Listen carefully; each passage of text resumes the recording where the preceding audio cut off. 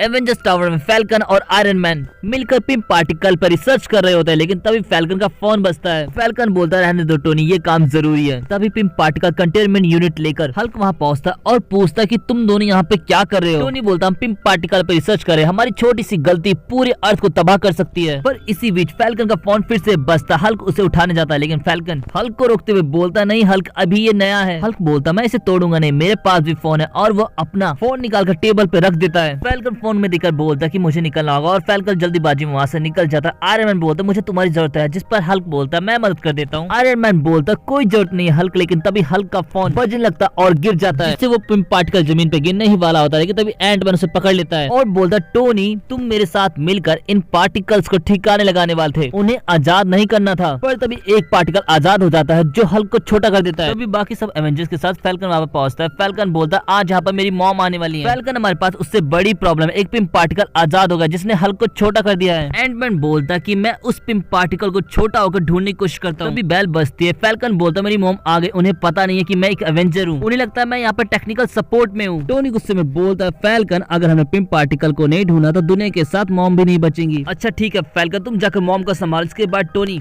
Gamma scanner के through Hulk को ढूंढ लगता है, लेकिन हल्क नहीं मिलता, जिस पर टोनी एंटमैन बताता है वो काफी छोटा है। मैं खुद जाकर इस एडेप्टर की मदद से उस पार्टिकल को पकड़ता हूँ और हल्क को भी वापस ले आता। इसके बाद एंटमैन छोटा हो जाता है और हमें कैप को दिखाया जाता है जो फैल्कन को समझा रहे होते हैं कि एक झूठ को छुपाने के लिए 100 झूठ बोलने पड़ते हैं, इससे अच्छा तो तुम अपनी माँ को सच बता दो। हॉकाई बोलता तुम्हारा राज खुलेगा नहीं, तुम टेंशन ना लो। जिस पर थॉर बोलता हम समझ सकते हैं, हम भी अपने पिताजी से मिलते हुए ऐसे ही घबराते हैं। पर तभी फैल्कन की मॉम आ जाती है। फैल्कन की मॉम बोलती मैं तुम्हारे लिए कुकीज लाई हूं, लेकिन उससे पहले एक पिक हो जाए। इसके बाद हमें एंटमैन को दिखाया जाता है जो नैनोबोट से बचता हुआ हल्क तक पहुंच जाता है, लेकिन तभी हल्क की नजर उसी पिंप पार्टिकल पर पड़ती है और वो उसे तोड़ देता है, जिससे कई सारे पार्टिकल्स हो जाते हैं। लेकिन यहाँ पे एंटमैन और हल्क येलो पार्टिकल के छूते वापस अपने साइज में जाते हैं। टोनी हल्क की वजह से अब एक पार्टिकल कई सारी पार्टिकल में बट गया है, सभी मुसीबत में। इसके बाद हमें फैल्कन की मॉम को दिखाया जाता है जो बोलते मुझे सैम ने बताया है कि हॉकाई अपने आप को ज्यादा मजाकिया समझता है, क्या फ्रेंच फ्राइज के शौकीन है, जबकि थॉर के पीले बाल यहाँ वहाँ झड़ते रहते हैं। सैम ने तुम्हारे बारे में इतना कुछ बताया कि तुम जाने पहचान लगता है, लेकिन वो पेटू हल्क कहाँ पर है। तभी उनके बैकग्राउंड में हमें माइक्रोबोट्स को बड़ा होता दिखाया जाता है। टोनी एंटमैन बताता है कि वो पिंप पार्टिकल अनस्टेबल है, हमें नहीं पता कि वो पिंप पार्टिकल कहाँ है, इससे पहले वो बाहर निकल जाए। बिल्डिंग में लॉकडाउन लगा दो और जार्विस